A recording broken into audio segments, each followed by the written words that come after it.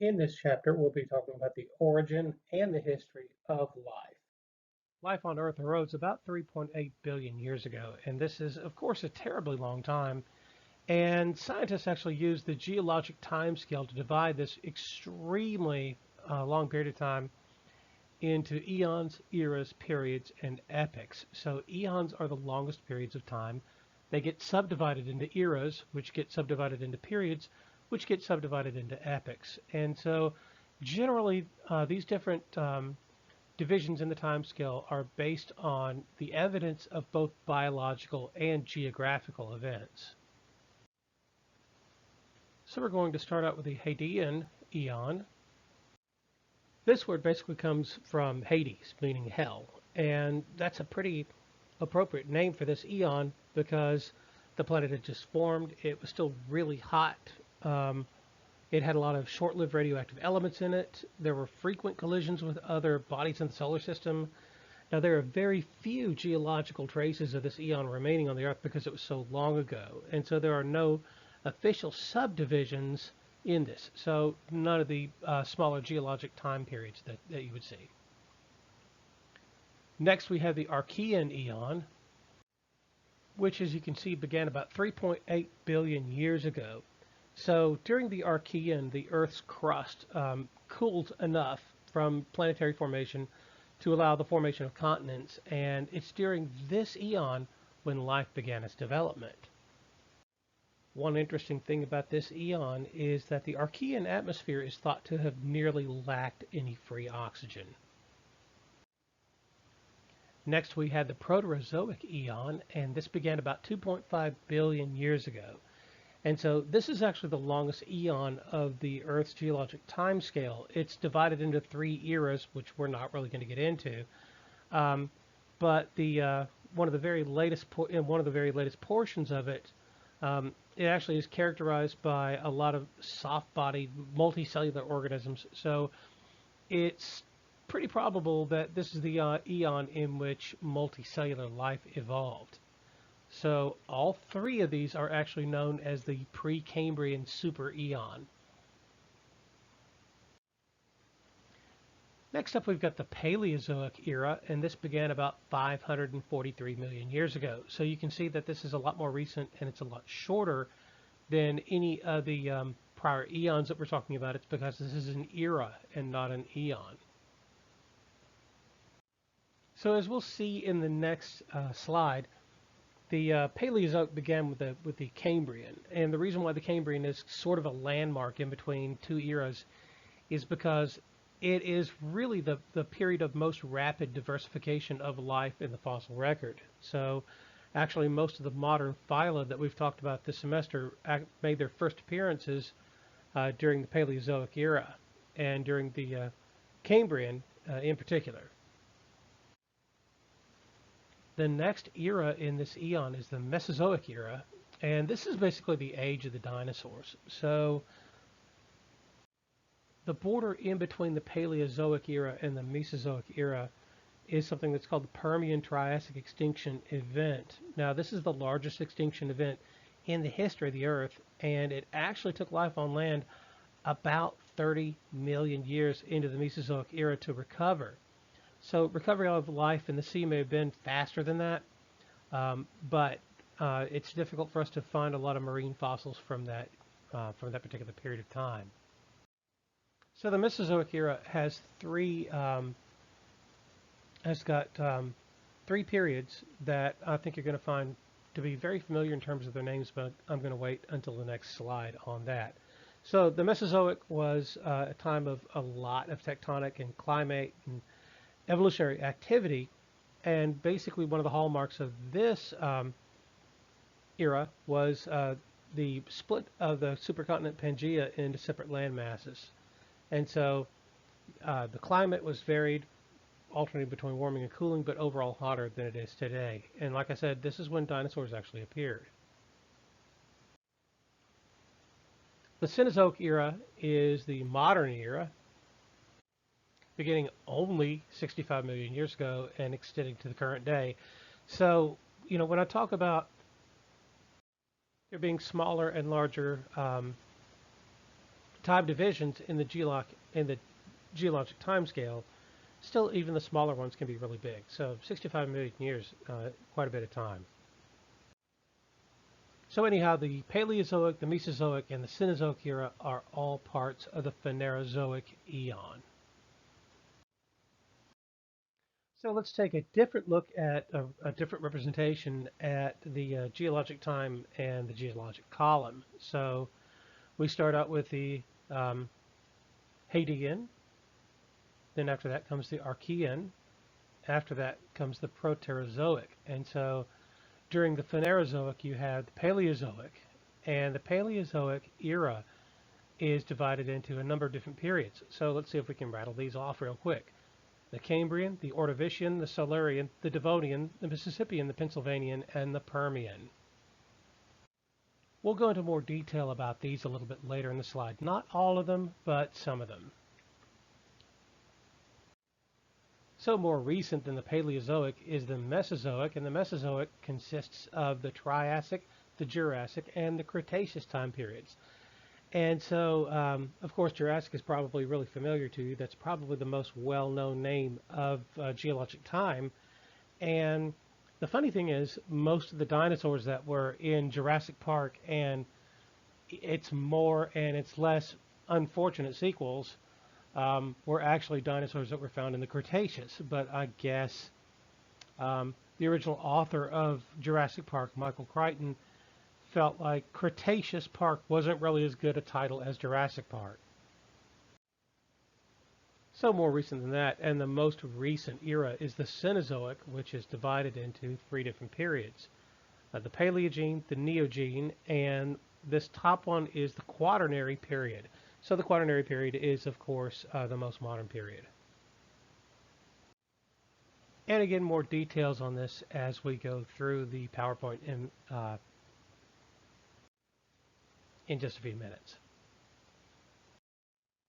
Okay, so again, life arose on Earth about 4 billion years ago. And again, what are some of the major events that happened in the history of the life of life? So the origin of the Earth is considered to be about 4.6 billion years ago, and it took about 0.4 billion years, or 400 million years, for the Earth to cool down enough for crust to form. And so this was pretty important in terms of the origin of life. So the origin of prokaryotic life happened sometime between 4.2 and 3.8 billion years ago.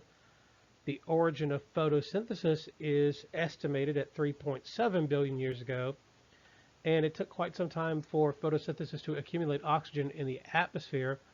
So this happened about 2.4 billion years ago.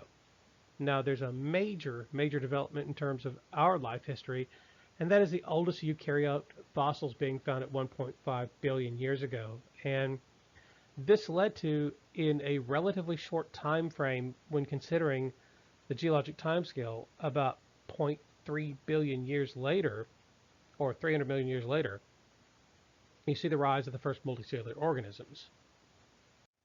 About 570 million years ago, during the cutoff between the Proterozoic eon and the Phanerozoic eon, this is where you see the first animals in the ocean about 570 million years ago. The first plants on land actually began during the Paleozoic era. First vertebrates on land about 375 million years ago. Dinosaurs went extinct about 65 million years ago. That was an asteroid impact. I think we all know about that. And another major landmark, at least for us, is the earliest hominins, which is 6 million years ago. And when we get into human evolution toward the end of this PowerPoint, we'll discuss exactly what a hominin actually is. So again, at the time of the formation of the Earth, the pressure and the temperature were way too high to sustain life. And what you're looking at is a diagram of what it may have looked like. So extremely hot, an atmosphere that had very little to no oxygen in it. It was a place that would have been completely inhospitable to life as we know it now. So for about 500 million years ago, harsh conditions on the Earth made it possible for small molecules to combine with each other. So one of the things that can actually happen under high heat and pressure is that you're going to get combination of molecules. So let's take a look at what happened in the diagram on the left. So you had some simple precursor molecules present in a watery environment. This kind of gets called a soup. So that would be carbon dioxide, hydrogen, water, methane, and ammonia. And these simple precursors can react to form smaller organic molecules. So you see here that these can combine under the right temperature and pressure conditions to form lipids, monosaccharides, nucleotides, and amino acids. And so one of the things that's fortunate for us is that these different small organic molecules can join together to form polymers. So lipids can join together to form what are called micelles, monosaccharides into polysaccharides, nucleotides into RNA and DNA, and amino acids into polypeptides and eventually proteins. So there are a lot of scientists who think this is how biological macromolecules formed in this sort of chemical soup. And one of the main reasons why they think this is because of an experiment called the Urey-Miller experiment. And this is something that actually simulated the Earth's early atmosphere. So if you'll look at the diagram, then right here where I'm indicating this with kind of a splotch, you've got a 5-liter flask that's got a lot of those early molecules that I talked about. So water, methane, ammonia, and hydrogen. And so they had all these chemicals in this flask, and they were also introducing electricity here through these tungsten electrodes. So basically, what they did here was to allow some of the products there to fall through a condenser into a sampling port. And what that demonstrated is that under these conditions of heat and the introduction of electricity simulating storms in the Earth's early atmosphere, they demonstrated that you could indeed combine molecules into organic compounds. Now, more recent experiments mimic conditions in hydrothermal vents where you've got not only high temperatures but also quite high pressure. And this is something that's going to allow, a higher pressure is going to allow organic compounds to form more easily. Now, the first RNA molecules may have formed on clay surfaces. So if you'll take a look at the diagram to the left, you've got iron pyrite and a clay template that are binding to adenines, and adenine is one of the nucleic acids that's found in both our DNA and in our RNA to this day. So sunlight provided energy for the iron pyrite to catalyze the joining of these adenines. And so when you get the introduction of sunlight, then the rate of dehydration synthesis, so the rate of joining of these adenines, exceeded the rate of hydrolysis, which is a reaction that would break them apart. And so what this meant is you had a linkage of these adenine molecules through sugar phosphate bonds. Now the next thing that happened here was that adenines attracted uracils. So uracils, this is actually a molecule that binds to adenine in RNA, and it does so again to this day. So in the next step that you see on the left, the uracils linked through sugar phosphate bonds and formed hydrogen bonds with adenines. So here they are approaching the adenines. They've linked through their own sugar phosphate bonds, and they'll form hydrogen bonds with the adenines. And when this happened, sometimes the clay template that they were on released this double strand. And there are a good number of scientists who think that that we used to be an RNA planet, that RNA is sort of a precursor to DNA. But as it turns out, DNA is a lot more stable than RNA is. And if you want to find out exactly why, you can come take my BIOL 1 class in the fall. For those of you who have already taken it last fall, I expect you to kind of know this or maybe remember this. Actually, I don't expect it, but that's okay. But anyway, the assemblage of RNA is an extremely important step in the beginnings of life. Now, at this point, I feel kind of a need to stop and say, do we know exactly how life began on the planet? Absolutely not. Will we ever know how life began on the planet? Unless we can get a time machine and somehow manage to go back and see it without messing it up, then no. The evidence for what happened is long gone, is billions of years gone. And even if life is created in a lab, then there is absolutely no guarantee that that is how it happened originally on Earth. So this is something that can be speculated about, but it's not something that you can make any real, I think, evidentiary claims about. So the beginning of life, I think, is always going to remain some sort of mystery. Okay, so these molecules then got enclosed by membranes because phospholipids will arrange themselves into a bilayer structure. And what you're looking at here is, so this is a phospholipid. Here's kind of the head of a phospholipid right here. And the head of the phospholipid is able to interact with water. So these little things, these little strands coming out, are tails of the phospholipids. And those tails are hydrophobic. In other words, they are like oil, basically. Um, they try to get away from water. They'll combine with each other. And so you can see here that the tails are kind of assembling together, and the heads are facing both water that's on the inside of this structure and water that's on the outside of this structure. And so at this point, some of the self-replicating RNA molecules became enclosed in a phospholipid bilayer, and also some proteins. So this is probably how life kind of got its start with this physical structure.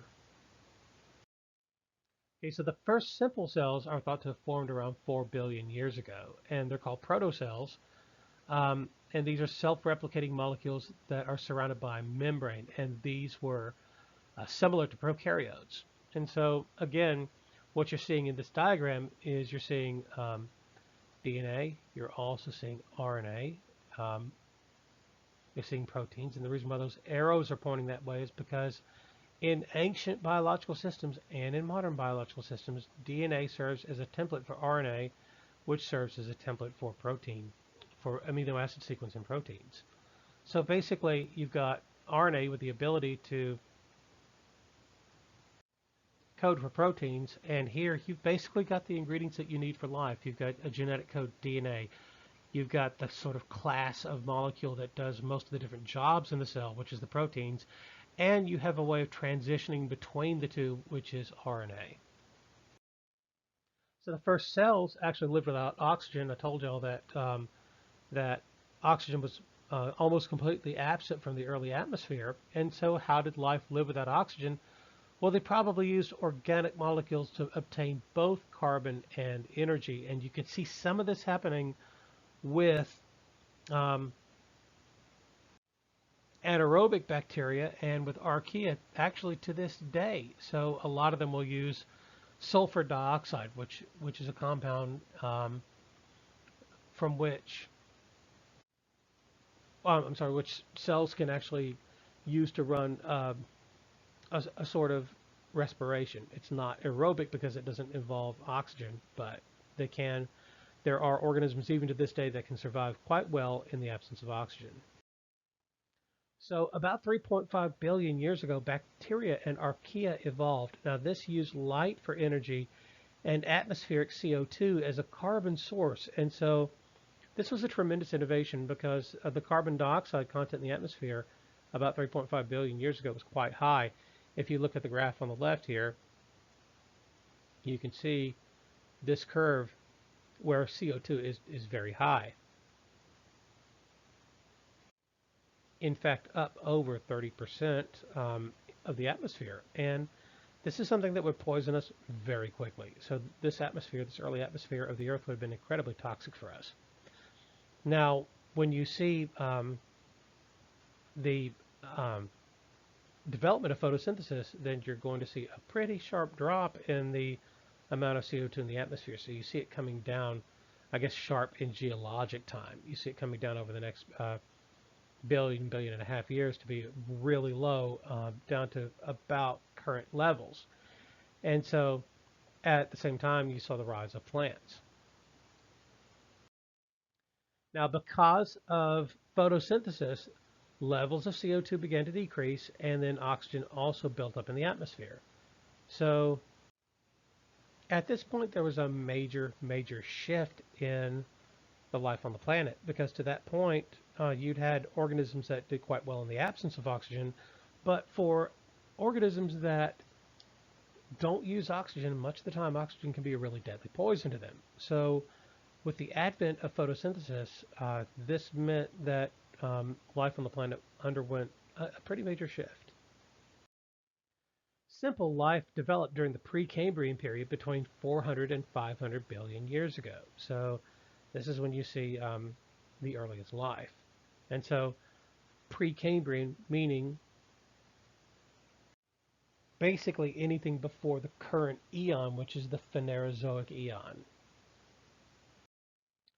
The first cells were prokaryotes. The earliest microfossil evidence of prokaryotic cells is from around 3.5 billion years ago. And this is something that I think is really remarkable, that these, of course, are soft-bodied, that these soft-bodied microorganisms still left fossils that we're able to find 3.5 billion years later. So the fossil evidence of eukaryotic cells dates to around 1.9 to 1.4 billion years ago. And for those of you who didn't take Bio 1 in the past fall, eukaryotes are basically cells that have got membrane-bound organelles, and they have a nucleus in them. So prokaryotes don't have a true nucleus, and eukaryotes do. And of course, we are eukaryotes, so this is a real landmark for us. The fossil evidence of eukaryotic cells dates to around 1.9 to 1.4 billion years ago. And again, microfossils can show sort of outlines of nuclei in those microfossils. So at this point, however, I want to make it clear they're still single cells. So how is it exactly that eukaryotic cells develop compartments? Well, one train of thought is that lots of organelles, such as the nucleus, might have resulted from membrane infolding. So up at the top left, you've got a diagram where there's no infolding of the nucleus, and then there's infolding of the nucleus here. So why would any of this sort of infolding occur in the first place? Probably to increase surface area for things like absorption. So with that membrane infolding, you can see how that could sort of graduate from infolding to separate membranes within the cell itself. Now, some organelles didn't evolve like that. Some organelles evolved by endosymbiosis.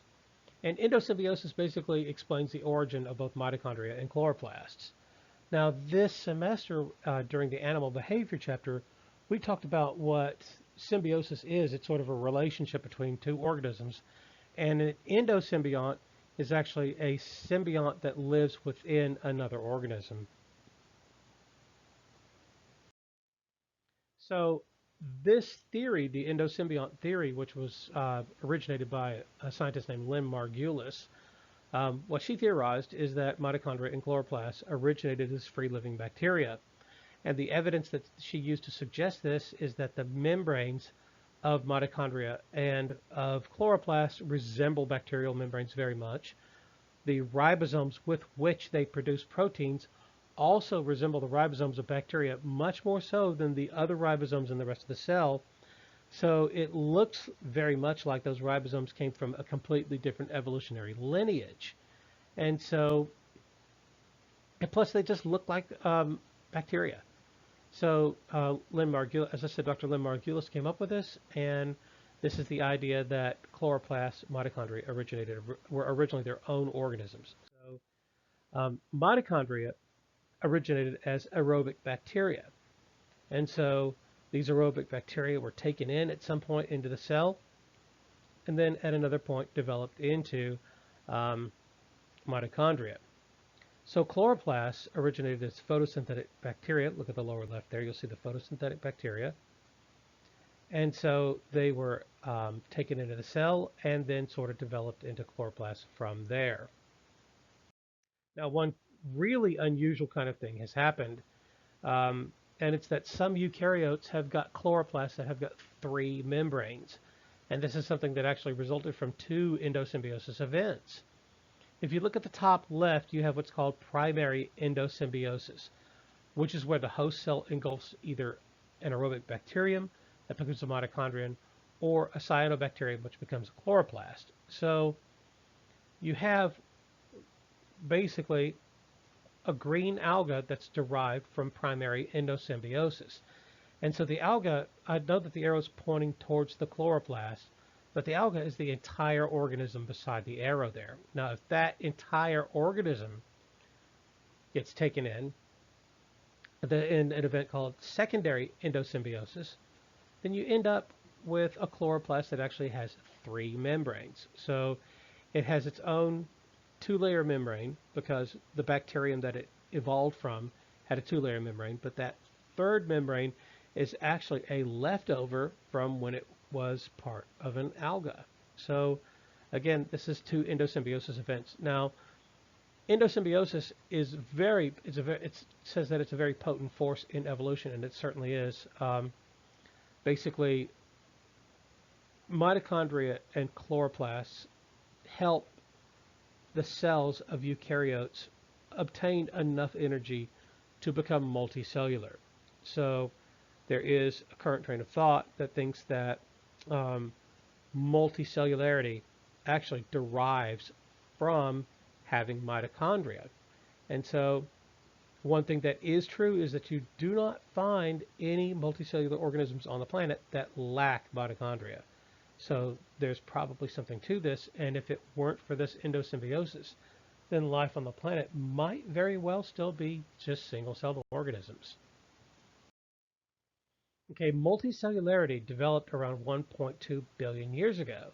And of course, this is a critical step leading to evolution of plants, animals, and fungi, because you have to have multicellularity in order to have any kind of specialized cells or tissues. So this was an extremely important step leading to us. So the next thing that I want to point out is two different organisms here. And if you look at the arrow to the right, this is a volvox colony, and it's kind of in between an individual and being a multicellular organism. But one thing that I want to point out here is that there are cells that are on the surface of the volvox that actually very closely resemble a type of one-cell protist called Chlamydomonas.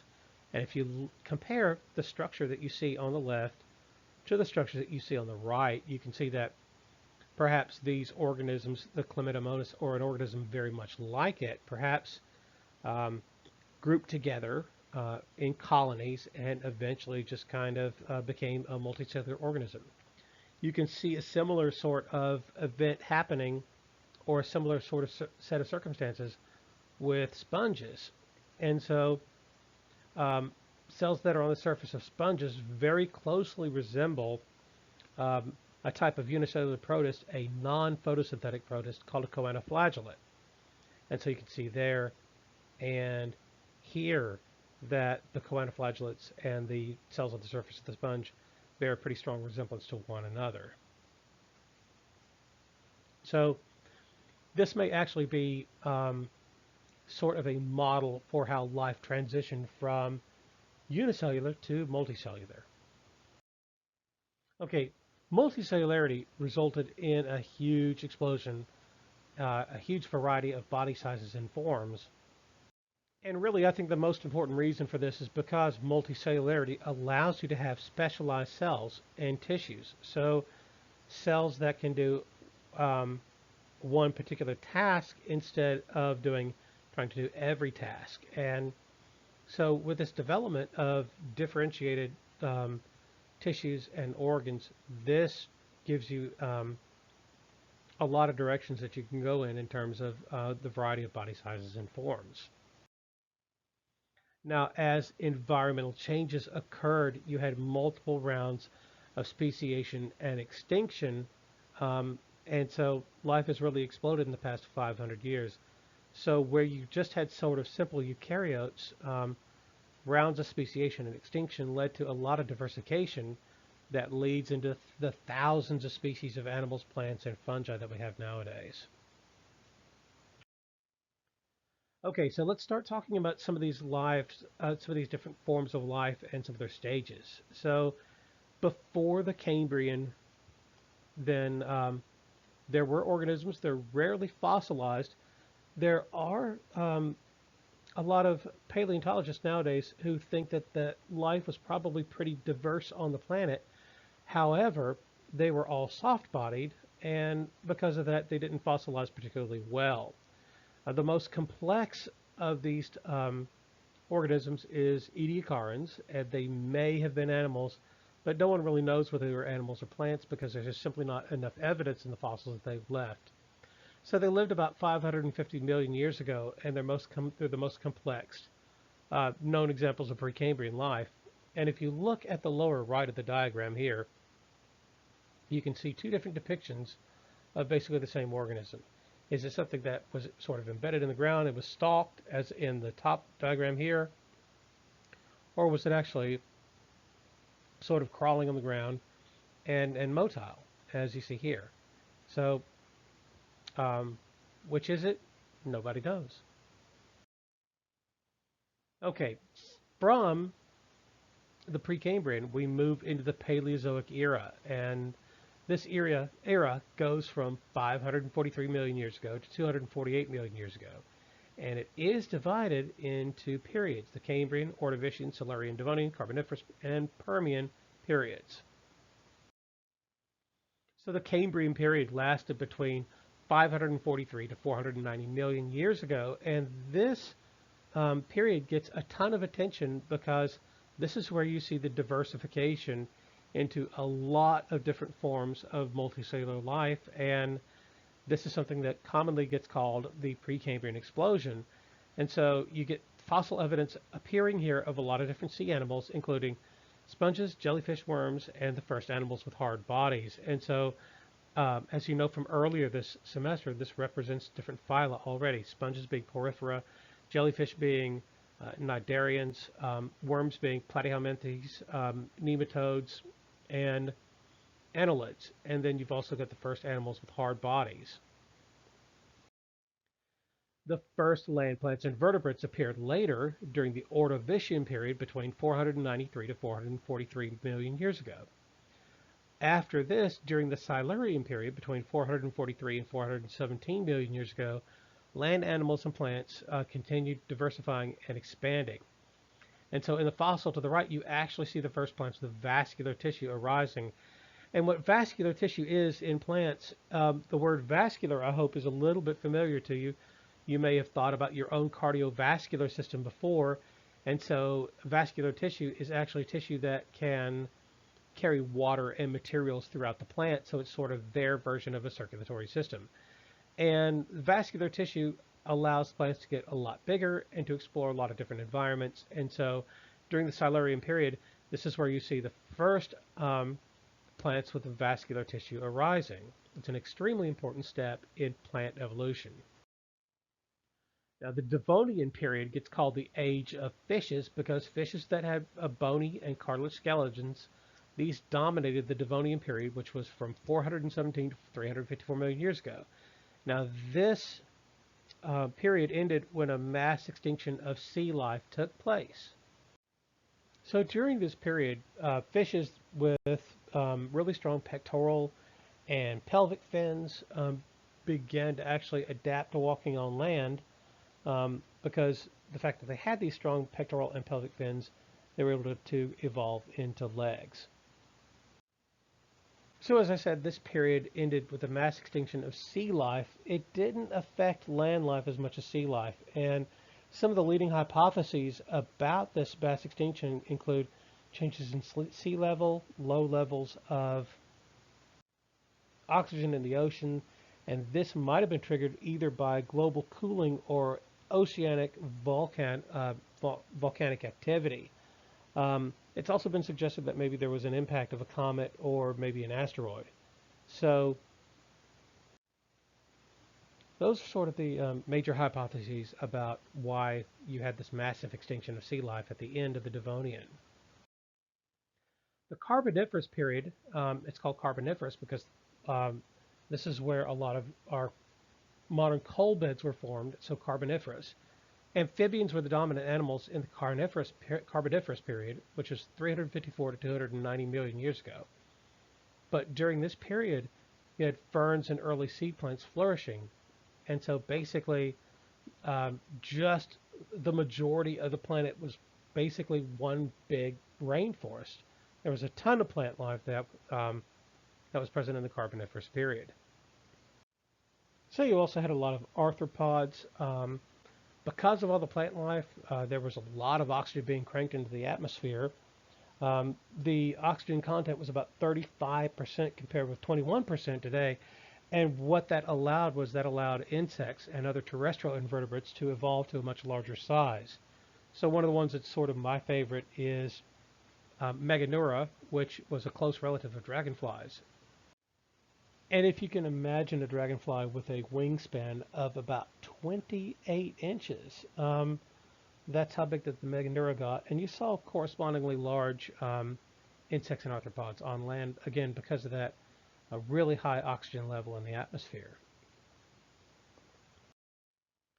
During the Permian period, reptiles and seed plants became more common. And we've talked about amniotic eggs as one of the innovations that allowed for uh, reptiles to explore more arid environments. And one of the lineages of amphibians that were present during the Carboniferous actually resulted in amniotic eggs. So the Permian period, it saw a lot of different adaptations to dry land, but it also ended with the largest mass extinction in the history of the planet.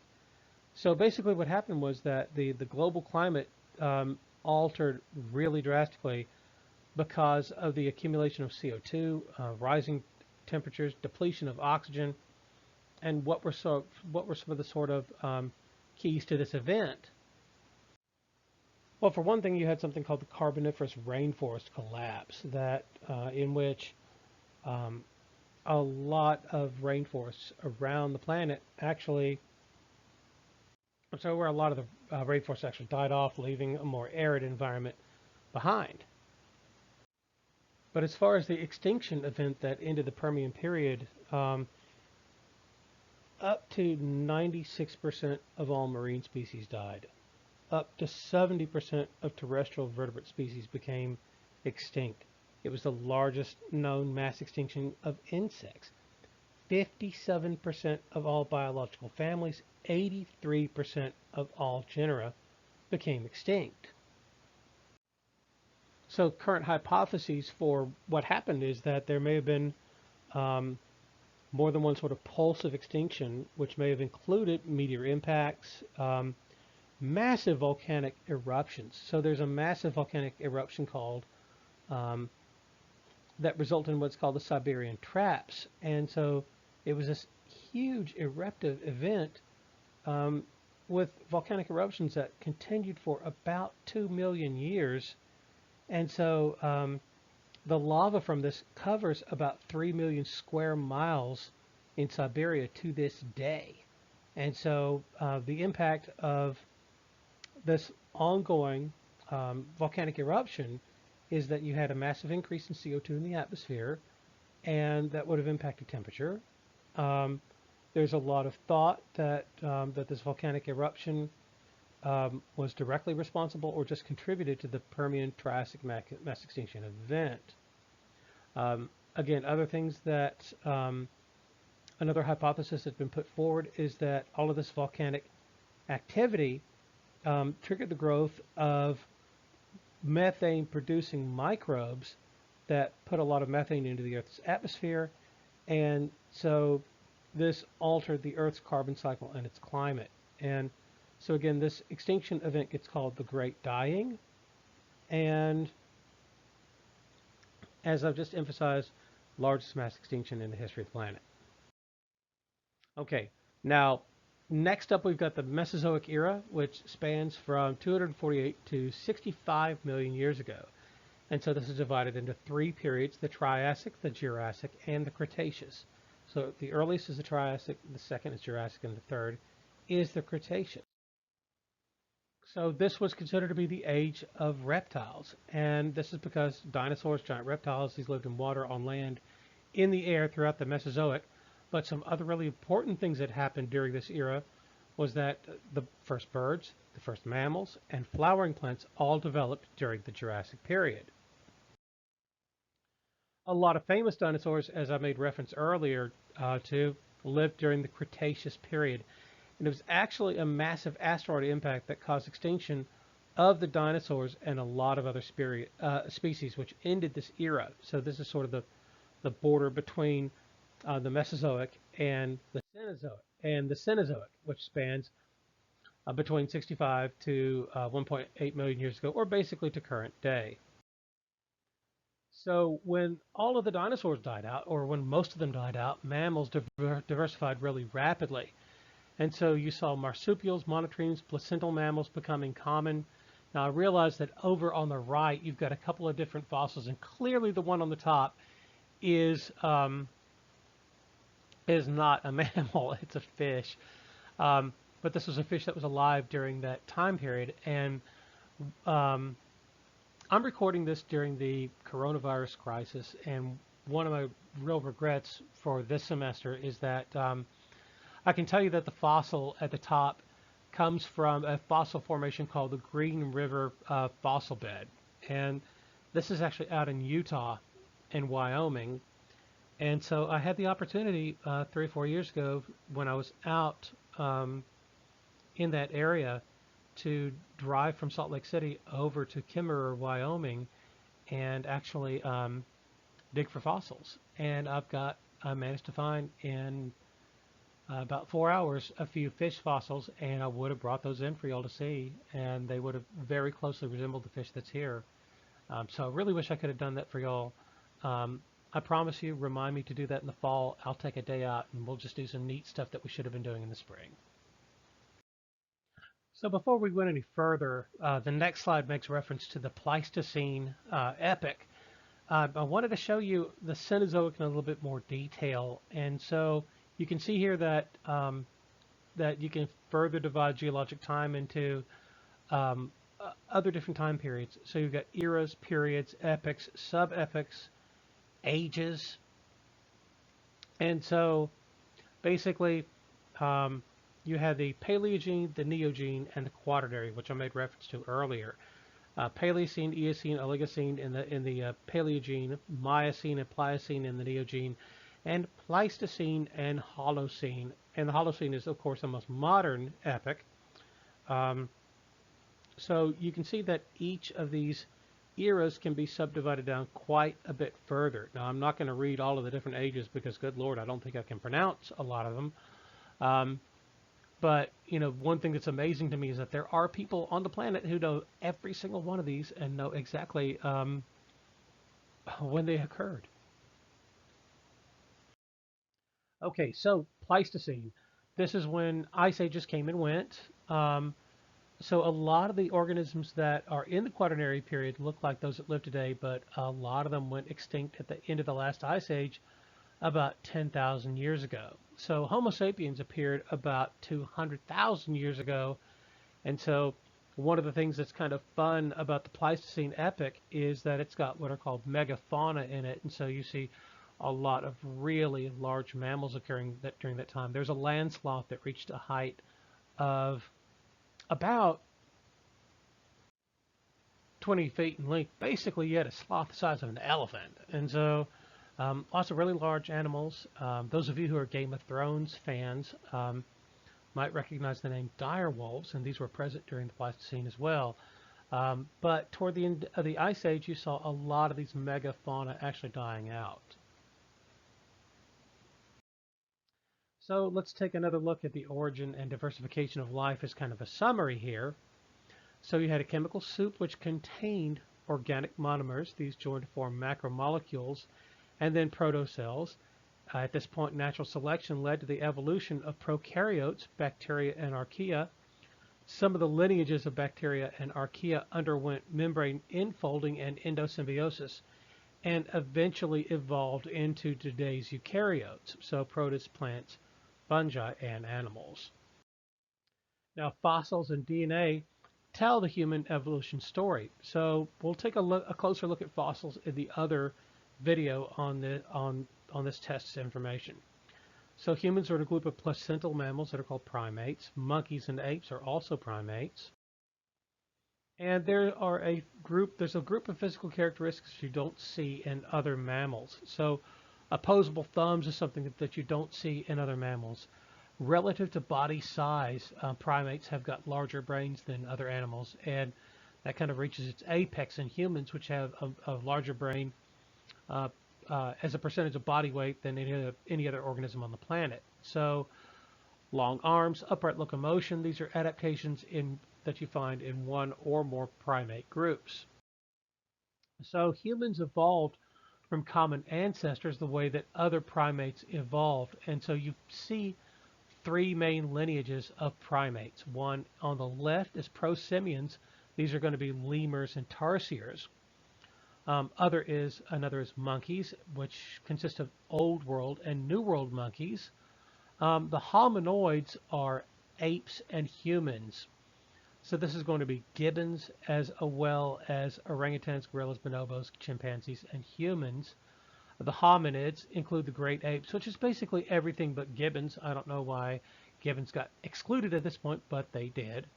And hominins are humans and their extinct ancestors. And so hominoids, hominids, hominins. Hominoids, again, are all apes. Hominids are the great apes, and hominins are just us.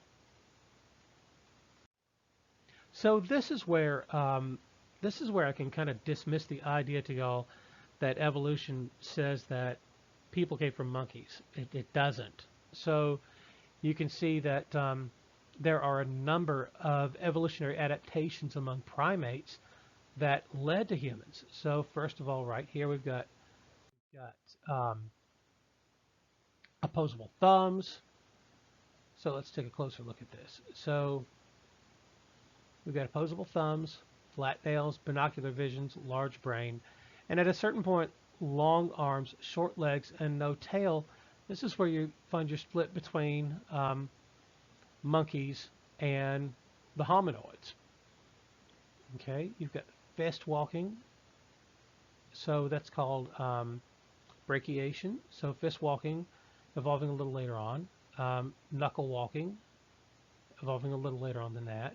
And then after that, you see bipedalism and long legs occurring, and that's one of the things that distinguishes us from everyone else here. So modern humans are the only hominin species that is not extinct. So how do you recognize the evolutionary relationships between these different areas of primates? There are similarities in bone structures that show a lot of evolutionary relatedness between humans and other apes. And the molecular data, DNA sequences, really support this anatomical data. So we actually share about 97% of our genome with chimpanzees. Okay, you can also see dietary adaptations in different organisms. And so large teeth and jawbones that have a lot of musculature, these indicate a tough diet that has a lot of chewing. And there are a couple of different things that I want to bring to your attention here. So if you'll take a look at the orangutan skull, you'll see that there are some slight ridges at the top of the skull. There's a really prominent one on the gorilla skull, and that one, I believe, is a female gorilla. With the male gorilla, the fangs and the sagittal crest are more prominent than that. There's also a slight crest on the chimpanzee skull, and there's just not one on ours. So the difference in teeth can indicate a difference in diet. Now, one of the things that may surprise you is that gorillas, even though they retain the same types of teeth that we have, they have actually a vegetarian diet. And so chimpanzees are much more omnivores. We're much more omnivores, but gorillas are actually herbivores. So the second thing that I want to bring to your attention is where the foramen magnum is pointed out. And as you may remember from earlier on in this semester, the foramen magnum is that really large hole that's at the base of the skull. And it actually serves as an indicator for bipedalism, as an indicator for upright walking, because the foramen magnum is where the spinal cord comes out of the skull. And so its location in the skull can actually tell you whether an organism is upright or not based on its location in the occipital bone.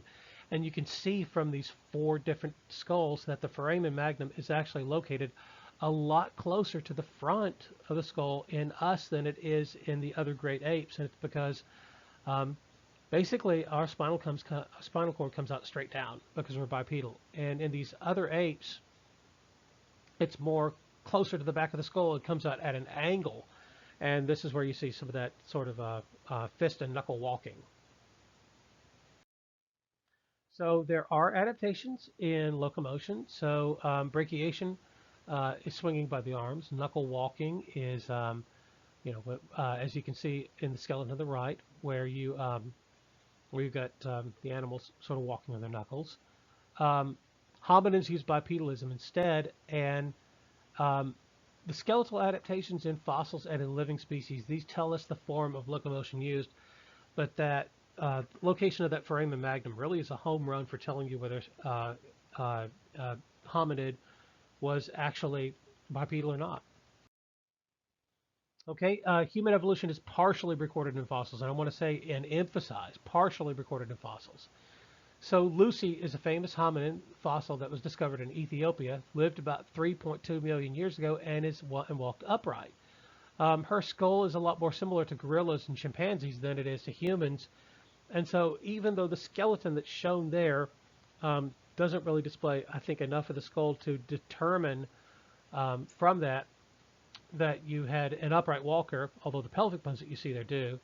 Um, there have been a number of different skeletons of this particular hominoid that have been, or excuse me, hominin that have been found.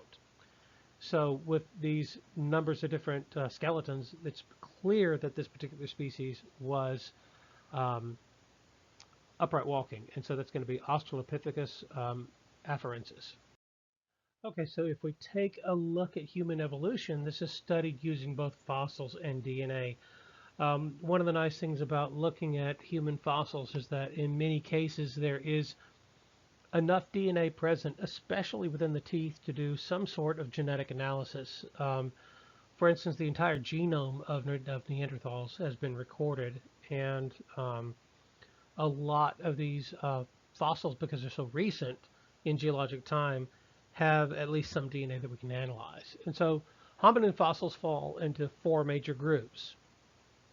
Ardipithecus, which was about 4.4 million years ago, Australopithecus, Paranthropus, and Homo. And so the diagram that we've got here is not as current, I think, as it could be. So I got online and tried to find something that's a little bit more current and thought I would show you this.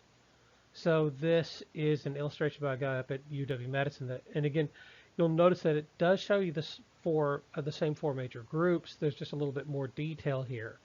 And so you can see that these fossils date back to about 6 million years ago. So if we look at this, you've got the four major groups, which are the Ardipithecus, the Paranthropus, the Australopithecines, and of course our group, our genus Homo. And so uh, the information says that there are at least 8 different groups. There are some that are not depicted on here because there's no skull and not a lot of fossil evidence for them. But there are humans like Denisovans who are known to have existed because of genetic evidence. And basically, just a partial tooth and a little bit of a jawbone has been found from those.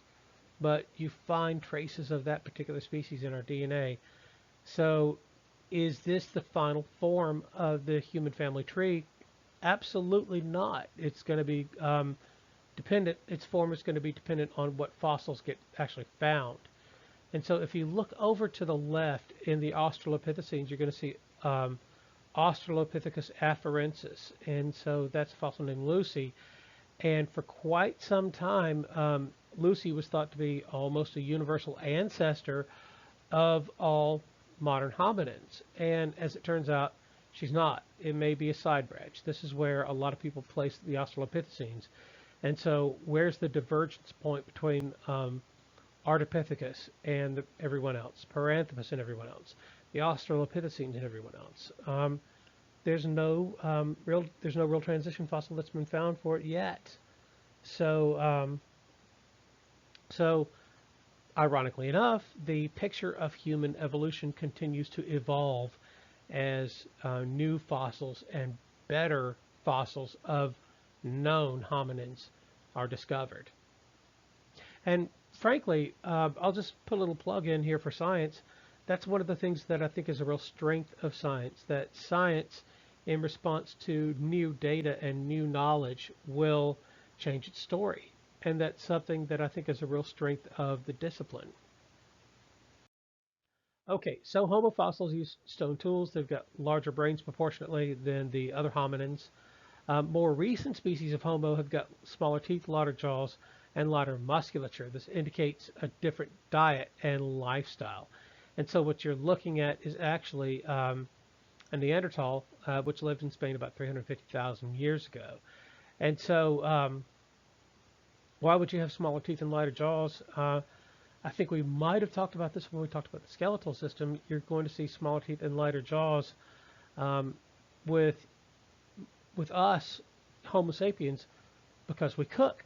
We don't have to have musculature that's we don't have to have as muscular jaws in order to chew cooked meat as you would to chew raw meat. Okay, so migration and culture have changed Homo sapiens. Mitochondrial DNA and fossil evidence suggests that early humans evolved in Africa, migrating to other continents later. And so, when did humans get to these different continents? Asia, about 40 to 70,000 years ago. Australia, between 40 and 60,000 years ago. Europe, between 35 and 50,000 years ago. And to get to the Americas, basically the idea is that they had to go all the way across Asia and then across what was then a land bridge where the Bering Strait is now down into the Americas. And so the Americas got colonized about 15,000 to 35,000 years ago. So fossil evidence shows that different Homo species lived together in the same time in Africa and again in Europe at about 200,000 years ago.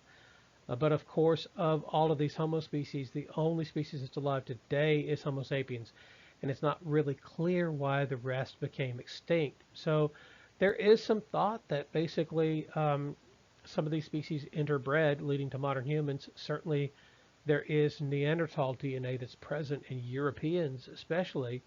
Um, but what happened to the rest of them? They may have just gotten killed off by modern humans. So what is it that makes us human? I said before that we share about 97% of our DNA with chimpanzees, our closest relatives.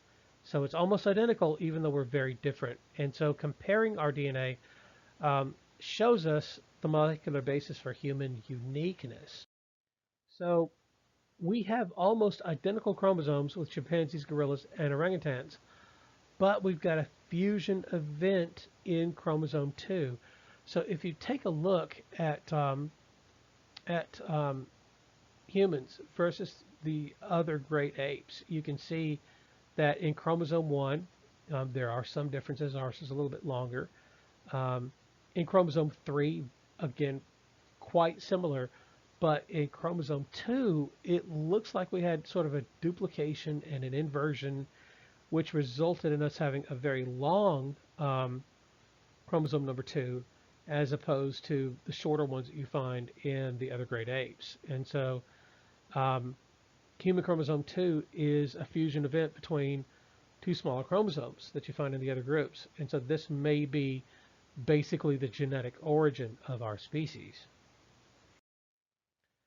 So sequencing the entire genome, humans and other great apes, this allows more detailed comparisons. I'm not sure whether all of them have been sequenced yet, but really the DNA that defines us as human is hypothesized to contain genes needed for developing complex spoken language. And so um, there is, there's some debate that goes on about this. Did we develop complex spoken language and abstract thought as a result of larger brains, or did we develop larger brains in order to communicate with speech and thereby um, selecting for more complex brains that could handle verbal and nonverbal communication to a greater extent?